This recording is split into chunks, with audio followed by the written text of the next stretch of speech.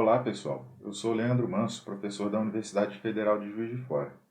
Esse vídeo faz parte do material da disciplina Processamento Digital de Sinais 2 para o curso de Engenharia Elétrica. Na aula de hoje falaremos sobre o efeito do processo de quantização realizado pelos conversores analógico-digital nos algoritmos de processamento digital de sinais. Bom, temos aqui os elementos básicos de qualquer aplicação de processamento digital de sinais.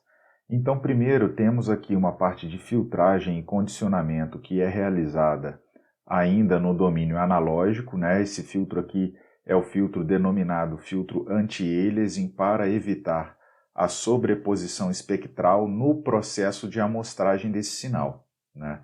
Essa parte do processo de amostragem já vimos anteriormente. Sabemos que para evitar a sobreposição espectral ou aliasing, nós temos que obedecer uma regra para escolher a frequência de amostragem que vamos utilizar para amostrar o nosso sinal.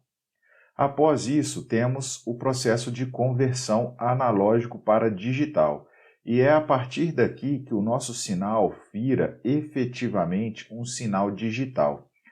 Até essa etapa de amostragem, que foi como trabalhamos agora, a gente aplica uma discretização no sinal no domínio do tempo. Então, no eixo do tempo, esse sinal vai ser discreto, ou seja, ele vai existir apenas para alguns instantes de tempo, e não para o tempo contínuo, como é o sinal analógico. Agora, com a utilização de um conversor analógico para digital, esse sinal vai ser discretizado também, mas agora em termos da sua amplitude. Ou seja, ele só vai existir para determinados valores de amplitude. Esses valores vão ser dependentes da resolução do nosso conversor AD. E aí já sabemos que essa resolução vai ser dependente do número de bits do nosso conversor analógico para digital. E no vídeo de hoje, então, nós vamos ver qual é o impacto dessa discretização no eixo das amplitudes nos algoritmos de processamento de sinais que a gente já aprendeu a utilizar, né? Então, nós vamos aprender a emular a quantização de um conversor analógico digital e vamos aplicar algoritmos nesse sinal quantizado e vamos ver qual é o impacto, então, dessa quantização, né? Ao longo aqui desse diagrama dessa aplicação genérica, ainda podemos ter aqui um conversor digital para analógico, um filtro analógico de reconstrução e voltamos aqui, então, para o mundo analógico, um sinal processado. Já vimos anteriormente, mas só para relembrar e contextualizar a aplicação dos conversores analógico-digital, a amostragem é o processo de aquisição de um número suficiente de valores discretos da forma de onda. E essa quantidade de pontos tem que ser suficiente para representar de maneira fiel o formato dessa onda e preservar as características que nós precisamos analisar. E quanto mais amostras a gente obtiver, mais precisão essa forma de onda vai poder ser definida. Só que mais gasto computacional a gente vai ter na aplicação dos nossos algoritmos, já que a gente vai ter mais ponto para processar, né? Então, a amostragem ela converte um sinal analógico em uma série de impulsos, que ainda são analógicos. Esse sinal ainda não foi convertido para o domínio digital. E a gente pode entender, então, esse processo de amostragem como fosse a multiplicação do nosso sinal analógico por um trem de pulsos. Ou seja, qual vai ser o resultado disso? Vai ser que a gente vai coletar apenas as amostras desse sinal nos instantes em que existe um pulso. E a gente vai ter um sinal como mostrado aqui nessa figura da direita. O conversor analógico digital, né, ele não opera instantaneamente do sinal. Então apenas esse trem de pulsos aqui que representa a forma do nosso sinal não é suficiente para o conversor analógico digital trabalhar de maneira correta. Por quê? Ele não vai ser capaz de instantaneamente converter cada um desses valores, ele vai demorar um certo tempo. Então, além do circuito de amostragem propriamente dito, a gente precisa de um circuito de retenção, que seja capaz de reter o valor desses impulsos durante um determinado intervalo de tempo. E aí, após passar pelo circuito de retenção, a gente vai ter um sinal como esse mostrado aqui na figura da direita, nesse formato meio de escadinha. Então, ocorreu uma amostragem aqui, a retenção segurou esse valor. Ocorreu uma amostragem aqui, a retenção segura esse valor. Então, esse sinal em forma de escadinha, ele vai ser passado pelo conversor analógico digital, que para cada um desses valores aqui, para cada um desses patamares, vai gerar uma sequência de números binários. E essa sequência de números binários vai ser o nosso sinal digital. O conversor AD, dependendo da sua construção, vai utilizar um determinado número de bits para representar cada uma dessas amostras. Pode usar 8 bits, 12, 16, 24 bits. E dependendo do número de bits desse conversor, a gente vai ter mais ou menos resolução no processo de quantização. Por quê? O número de bits do conversor vai determinar em quantas faixas a gente pode dividir o range de variação do nosso sinal. Então temos aqui um sinal analógico representado por essa curva em cinza, e em azul aqui nós temos o nosso sinal digital, já digitalizado pelo nosso conversor AD. Esse conversor AD utilizado aqui nessa figura da esquerda, ele possui apenas 2 bits. Então, a gente tem apenas 4 valores digitais para representar essa onda em cinza. Então, a gente tem que pegar o range de variação aqui da nossa onda, dividir em 4 faixas e para cada intervalo, a gente utiliza um dos valores digitais que a gente tem disponível. Na figura da direita, já foi utilizado um conversor de 4 bits, ou seja, então agora temos 16 faixas ou 16 valores digitais para representar esse sinal mostrado aqui em cinza. E aí a gente já pode perceber aqui visualmente que o nosso sinal digital mostrado em azul ele é mais próximo da curva em cinza do que o sinal digital aqui da figura à esquerda. Então, a gente pode concluir que quanto mais bits a gente utiliza no nosso conversor AD, mais próximo o sinal digital vai estar do sinal analógico. Ou seja, quanto mais bits o meu conversor AD utiliza, melhor vai ser a sua resolução. E de forma mais precisa, ele vai representar o sinal analógico. Então, pessoal, aqui temos um exemplo. Dado um número de bits, por exemplo, 4 bits, a gente pode calcular a resolução do nosso conversor. Então, a resolução aqui que eu chamei de K vai ser a tensão de pico a pico do meu sinal dividido por 2 elevado ao número de bits. Ou seja, a resolução é o tamanho de cada uma daquelas faixas que eu pude dividir lá para a minha representação. Então eu peguei toda a faixa de variação do meu sinal, que é a tensão de pico a pico, dividido pelo número total de faixas que eu consigo estabelecer com um determinado número de bits, 2 elevado ao número de bits.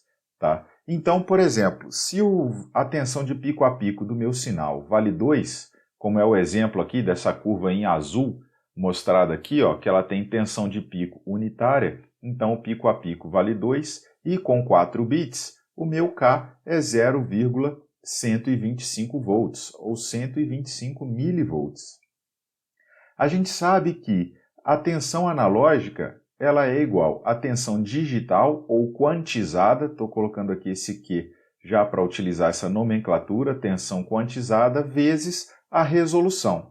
Então, se eu quero calcular qual é a tensão quantizada, eu tenho que pegar a tensão analógica dividido pelo K.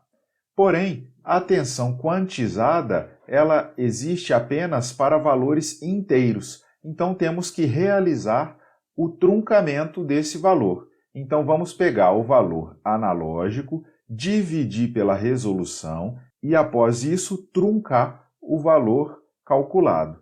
Se fizermos isso, vamos gerar o sinal digital representado por essas bolinhas pretas aqui nessa figura. E como podemos ver, existe uma diferença entre os pontos em preto e o seu correspondente na curva em azul. Esse erro é denominado erro de quantização e ele está mostrado aqui nessa figura. Esse erro de quantização é dependente do número de bits do nosso conversor analógico digital e quanto maior for esse número de bits, menor será esse erro. Vamos ver aqui agora no Octave um exemplo de como quantizar um sinal e plotar o seu erro, para vermos que, ao aumentarmos o número de bits, o erro realmente vai diminuir. Então, eu vou gerar aqui um sinal, vou definir alguns parâmetros aqui, frequência fundamental igual a 50, a frequência de amostragem eu quero 64 pontos em cada ciclo da minha frequência fundamental, então o número de pontos por ciclo aqui que eu vou ter vai ser a frequência de amostragem dividido pelo fundamental, e eu vou querer gerar um sinal contendo apenas um ciclo desse componente para facilitar aqui a nossa visualização. Então eu vou gerar aqui uma base de tempo que vai depender do número de pontos que eu quero no meu sinal e da frequência de amostragem.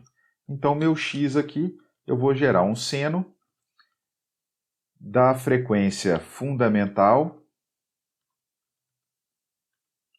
com a amplitude unitária, para ficar de acordo com aquele exemplo lá que a gente viu lá no slide. Então vou repetir aqueles valores, número de bits igual a 4, vou calcular aqui a minha resolução, lembrem que a resolução é a tensão pico a pico, então no nosso caso aqui é 2, porque a amplitude do nosso sinal é unitária, dividido por 2 elevado ao número de bits que eu defini ali para o meu processo de quantização. E para realizar a quantização aqui do meu sinal e gerar o xq, eu vou pegar o meu x e vou dividir por k. Tá? E eu preciso truncar esse valor, então eu vou utilizar aqui o comando fix para ficar com apenas a parte inteira dos números originados aqui por essa operação. Tá? Quando eu dividi aqui o meu x por k, eu fiz uma mudança de escala da amplitude, né? Em vez de ter amplitude 1 agora, o meu sinal vai ter uma amplitude maior, porque esse k aqui é menor do que 1. Para efeito de comparação com o sinal original na escala original, eu vou multiplicar isso aqui de novo por k. Mas aí eu não vou estar voltando para o mesmo valor, dividir por k e depois multipliquei por k? Não, porque aqui a gente realizou a operação de truncamento. Então tudo que tinha depois da vírgula eu perdi. E quando eu voltar para a escala original de amplitude do meu sinal, essa precisão que eu joguei fora devido ao processo de quantização foi perdida. Então não tem problema eu fazer essa multiplicação aqui pelo k novamente. Então agora eu vou calcular aqui qual vai ser o meu erro de quantização, que vai ser nada mais, nada menos do que o x menos o xq, já que eu estou representando o xq na mesma escala de amplitude. E vou fazer aqui agora uma figura em que eu vou ter dois subplots. No primeiro subplot, eu vou plotar o meu x e também vou plotar o meu x quantizado. Tá? O x quantizado eu vou plotar aqui com o stem, só para ficar melhor da gente visualizar. Tá? Vou plotar aqui ele em preto. E no outro subplot, eu vou plotar o erro. Vou utilizar o stem também para ficar mais fácil da gente visualizar. Vai ser o nosso erro de quantização. Vou plotar ele em preto aqui também, só para manter esse padrão. Então vou rodar aqui esse código e a gente já vai poder analisar a figura gerada. Então, pessoal, maximizando aqui, podemos observar que existe um erro mesmo, né, uma diferença entre o nosso sinal quantizado e a curva em azul, que representa aqui o sinal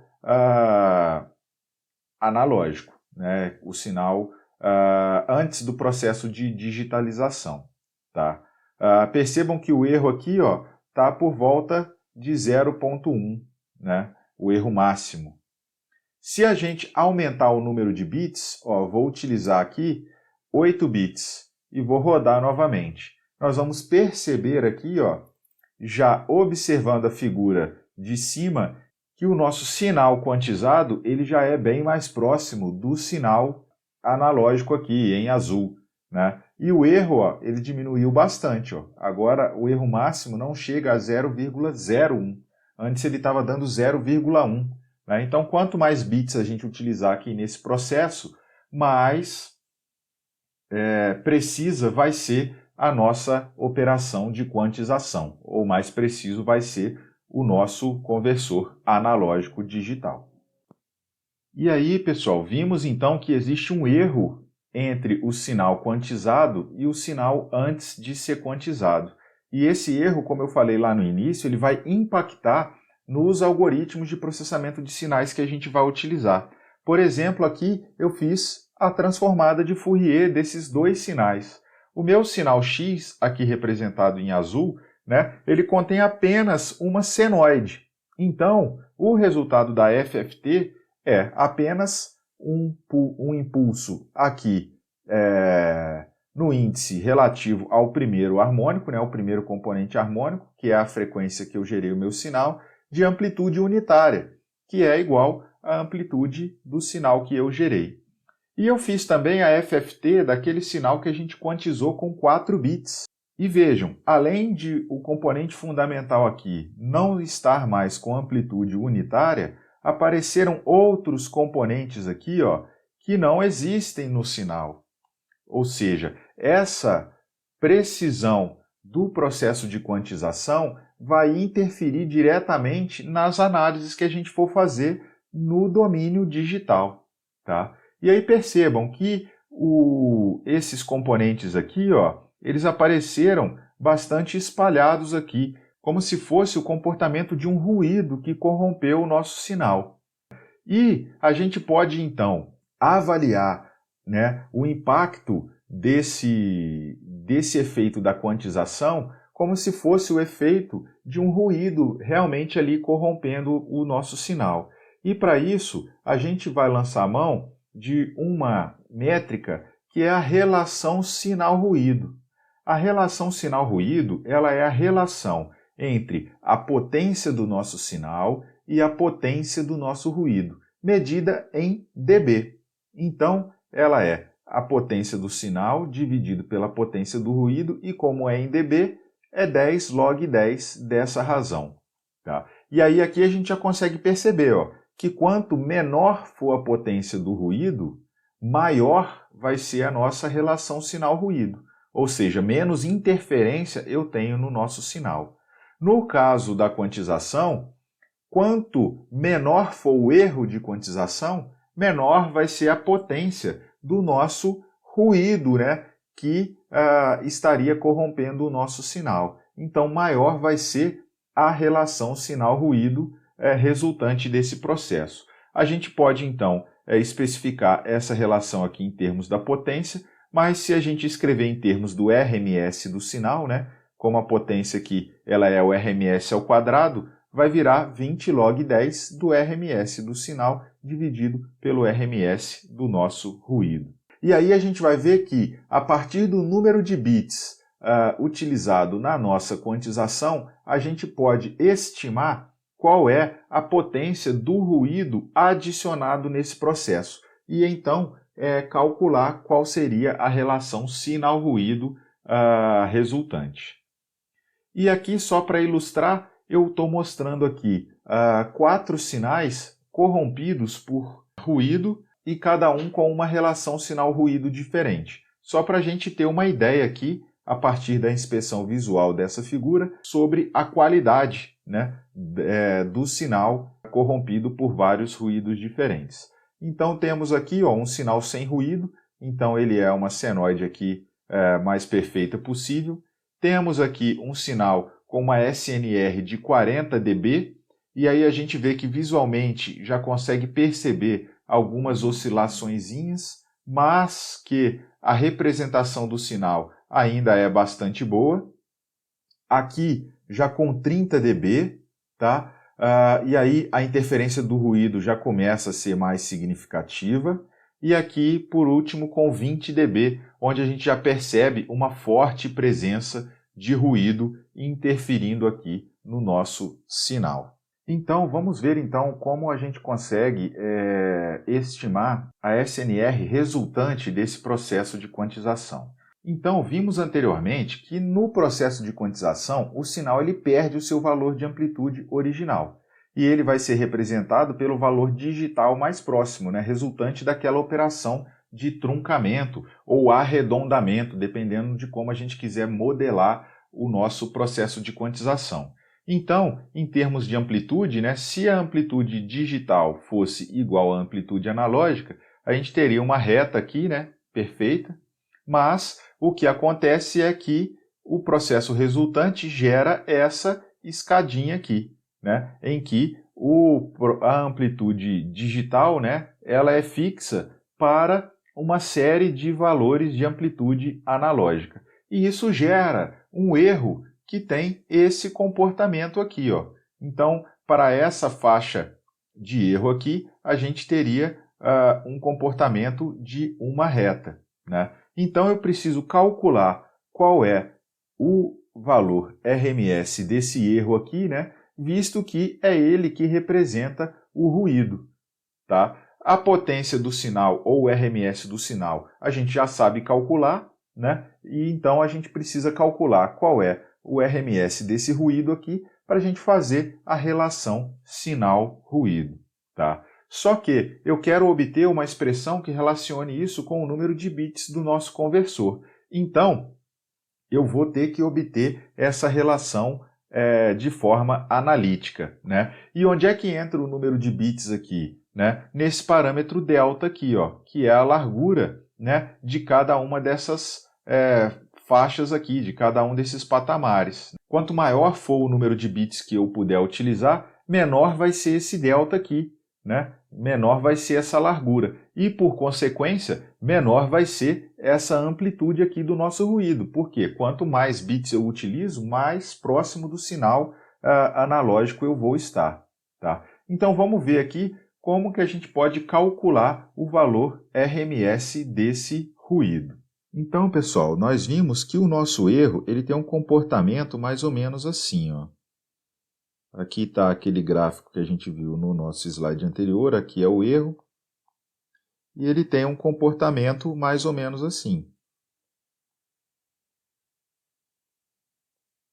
que é periódico, né? A gente viu que esse valor aqui, ele é representado lá pelo delta sobre 2, esse valor aqui é o menos delta sobre 2, e o período aqui desse erro é delta, porque é exatamente a largura de uma faixa lá de um daqueles patamares da nossa quantização, tá? Então, para calcular o RMS desse sinal, a gente sabe que o RMS ao quadrado ele é igual a 1 sobre o período do nosso sinal, então aqui 1 sobre delta, da integral dentro desse período, então eu vou integrar desse ponto aqui, ó, que é menos delta sobre 2, até esse ponto aqui, que é delta sobre 2.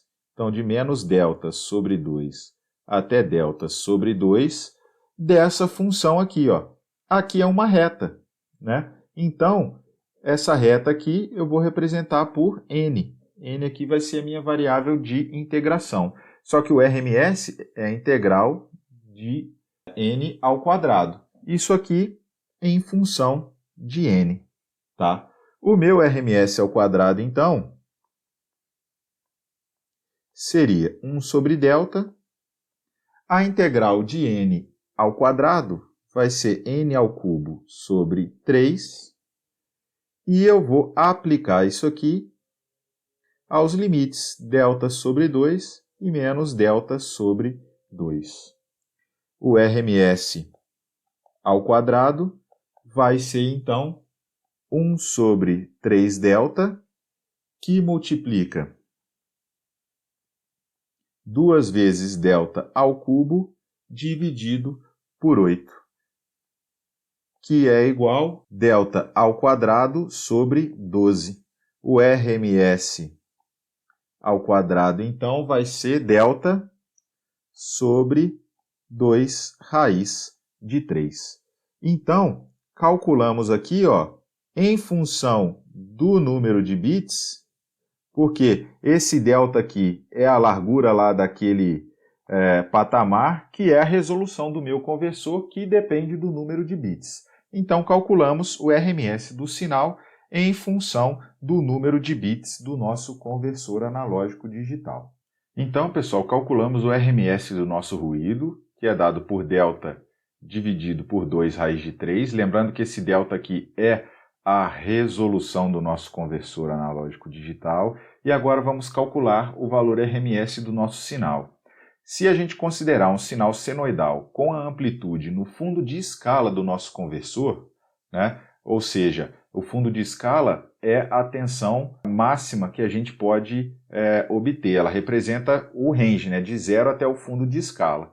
Se o nosso conversor AD for simétrico, então ele vai meio fundo de escala para cima, meio fundo de escala para baixo. Então, a amplitude do nosso sinal senoidal é tensão de fundo de escala sobre 2. O RMS de uma onda senoidal é o valor da amplitude dividido por raiz de 2. Então, por isso ficou aqui tensão de fundo de escala dividido por 2 vezes raiz de 2. A tensão de fundo de escala, então, ela é a resolução do nosso conversor, delta, vezes 2 vezes elevado ao número de bits. Já vimos essa conta lá anteriormente. Então, o RMS do nosso sinal em função do número de bits do conversor analógico digital é delta vezes 2 elevado a n dividido por 2 vezes raiz de 2. Para obter a SNR, então, a gente tem que fazer 20 vezes log 10 do RMS do sinal dividido pelo RMS do ruído. Então, vai ficar essa conta aqui, delta vezes 2 elevado a n dividido por 2 raiz de 2, que é o RMS do sinal, dividido por delta dividido por 2 raiz de 3, que é o RMS do ruído. Se a gente resolver essa conta aqui, a gente vai chegar em 20 log 10 de 2 elevado a n dividido por raiz de 3 sobre 2, que se a gente abrir essa conta aqui, vai dar essa equação. 20 vezes n vezes log 10 de 2 mais 20 log 10 de raiz de 3 sobre 2, que dá 6,02 vezes n mais 1,76, que é a relação sinal-ruído teórica para um determinado processo de conversão analógico digital. E aí podemos ver aqui, ó, que quanto maior for o número de bits que a gente utilizar, a gente vai ter maior a relação sinal-ruído.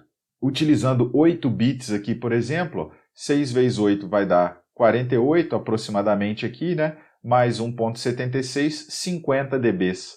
Né? Então, com 8 bits, a gente já tem uma representação boa aí do nosso sinal. Se a gente pensar naquelas figuras lá atrás que a gente viu, 50 dB de relação sinal-ruído, já é uma aproximação boa para um sinal puramente senoidal. Né? Se for um sinal distorcido, aí a coisa já muda um pouco de figura, até porque a equação aqui seria outra. Né? Nós consideramos essa equação aqui, né? Fizemos os cálculos do RMS do sinal aqui para um sinal puramente senoidal. Se fosse um sinal distorcido, essa parcela aqui da conta iria alterar. Né? E aí, se a gente pensar aqui em 10, 12, 16 bits, a gente já vai ter um valor de SNR bem grande aqui. Então, o processo de conversão vai ser um processo quase que, digamos, perfeito.